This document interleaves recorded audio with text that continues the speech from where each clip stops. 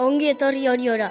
Zaragoeta Herri Eskolako ikasleok gure herria erakutsi nahi dizuegu Balearen bidearen bidez. Hemen elkarrekin hasiko dugun ibilbidean herriko txoko esanguratsuak ezagutuko dituzu. Horretarako, herrian zer, 8 geldialdi prestatu dizkizugu.